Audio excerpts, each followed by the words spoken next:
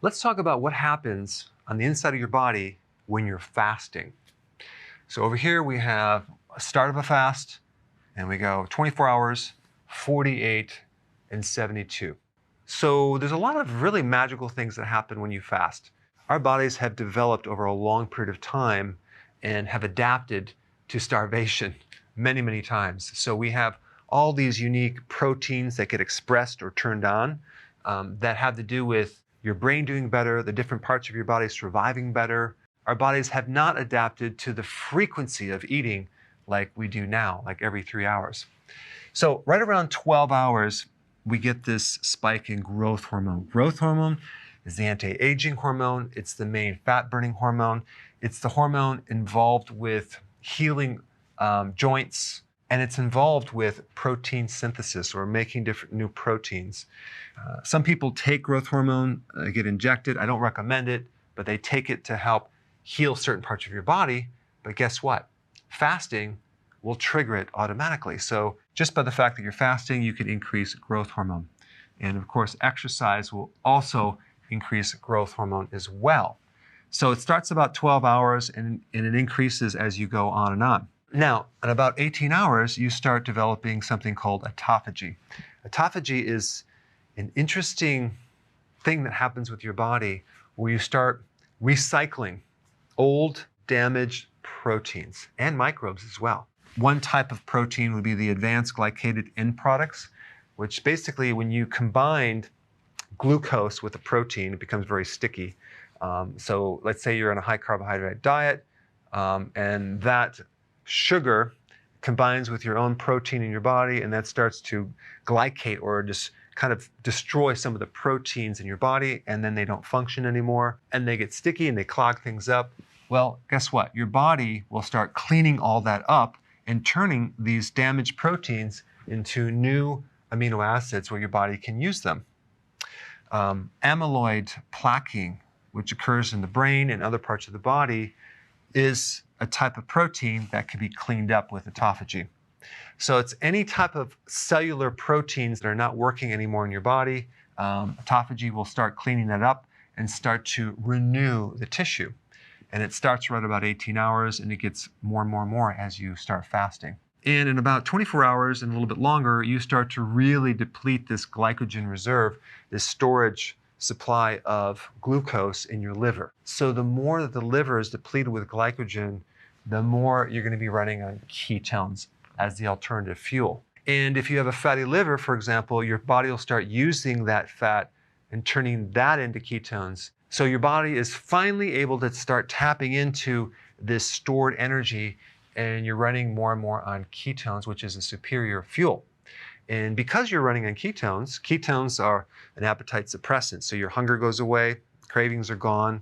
They're antioxidants, so you're building up your antioxidant reserve. They provide more oxygen, so your body is running on more oxygen, less CO2. It's more efficient. And because ketones are a much more efficient fuel than glucose, the thyroid does not have to work as hard. And you may find that your T3 is a little bit lower, but the thyroid stimulating hormone is normal. And all that means is your thyroid is adapting to this new type of fuel. Now, some other cool things that are happening right around 24 hours is that your inflammation is dropping significantly. If you wanted to even speed it up more, you can add some vitamin D to that, and that will really help you. So any type of conditions that involve inflammatory states like arthritis, bursitis, autoimmune type conditions start to improve about 24 hours. You start getting more gut healing because the gut now doesn't have to work so frequently with the gallbladder being stimulated and the pancreas stimulating its enzymes. The gut finally has a chance to just chill out. So if you have this condition called SIBO, which there are microbes in the small intestine, and they should normally be in the large intestine, that starts to become corrected. You start increasing stem cell in the gut, so your gut starts to heal. The heart loves ketones way better than glucose, so you start getting improvement in the cardiovascular function and as well as in brain function. There's something called BDNF. This is a factor that helps make new brain cells. So your brain starts to repair at 24 hours. As you keep going on, you would think you're going to be losing muscle protein, but that's not really what happens because your body becomes more efficient. And there are certain genes that are sparing proteins, so it's not using muscle protein. So the efficiency of fuel is much better. Plus with autophagy, you're using the old damaged proteins and giving you new proteins. So the combination is really good. So the amount of nutrition that you really need to run the body is a lot less because the body just dials down and it can run on a less amount of nutrients. So that's a positive thing. Now, the other thing that happens during autophagy is that you're also cleaning out microbes and fungus and mold and yeast. And to kill off those microbes, your body develops certain oxidants, and you also have antioxidants on the flip side. So your body actually makes things like hydrogen peroxide to kill off microbes, but it also, on the flip side, makes its own antioxidants to actually protect the body against the oxidation. So we have this entire balance. It's only when we have lower amounts of antioxidants and higher amount of oxidants that we get this thing called oxidative stress, which things start breaking down. But when you're doing fasting, you're getting a nice balance of more antioxidants and your body's starting to heal. Now, when you get to 48 hours, you really start to stimulate the stem cells. These are undifferentiated cells. In other words, they're cells that don't have a purpose. So they can turn into this tissue or that tissue depending on what the body needs. So you start to stimulate the stem cell and get more healing and more repair, more anti-aging. You also get decreased risks of certain types of cancer. You get shrinkage of certain tumors. You start making more mitochondria. Now, if you push it and go up to 72 hours, you get even more stimulation of stem cells, okay, and better immune function. But when you actually get into 72 hours or greater, I recommend you do that as a periodic thing, simply because a lot of people going into this have nutritional deficiencies in there. If you jump in too fast, you can get a little bit dizzy, you can have some side effects, so you want to gradually do this over a period of time. But those are some general things that happen when you're fasting. I recommend doing intermittent fasting on a regular basis, okay? And probably a good average pattern of doing this would be going 18 hours of fasting with a 6-hour window.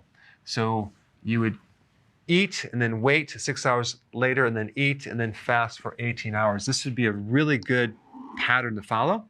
And then you can actually make it more strict over time depending on how you do.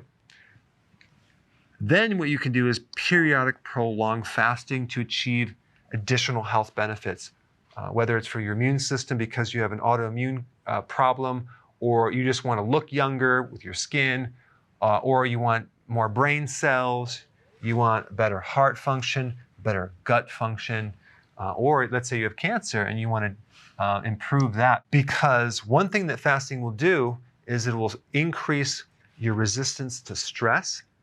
And even if someone's on chemotherapy, it will actually help the body's resistance against chemicals and poisons, which is quite remarkable. Make sure you take your minerals during fasting. So I know a lot of people recommend just doing either a water fast, you're just drinking water, or a dry fast where you're not drinking anything.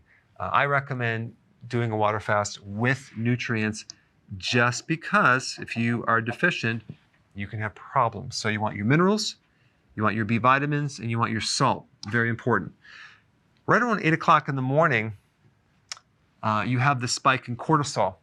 And if cortisol spikes, sometimes that can cause your body to make more glucose, and you can have higher blood sugars. And it happens with a lot of people with blood sugar issues. Nothing to worry about. That will improve over time. But if you just add exercise in the morning, that will burn off some of that extra sugar.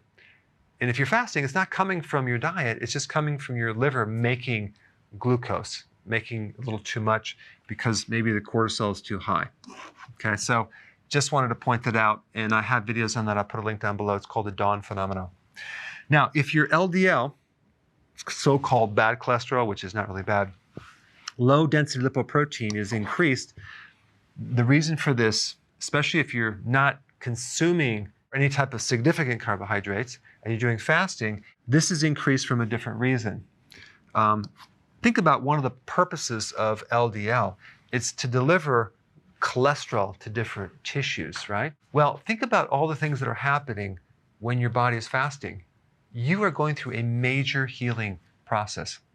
And cholesterol is the raw material for your cell membranes, for your brain, to make hormones, to make vitamin D, to make bile.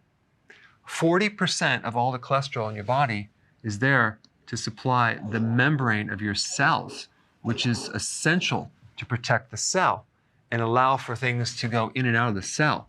So maybe one of the reasons why your body might need the cholesterol to be transported through this carrier protein is healing the cellular membranes. Or it could be that it needs to have the raw material to make more hormones. I would not worry about that if you are concerned. There are various tests that you could do to determine what's happening to this cholesterol. Is it doing damage or not? But I would not worry about it. But anyway, I wanted to create a video just to kind of show you what happens to the inside of your body when you're fasting. Thanks for watching. So if you want more knowledge on how to create a healthy body, subscribe now and get daily notifications.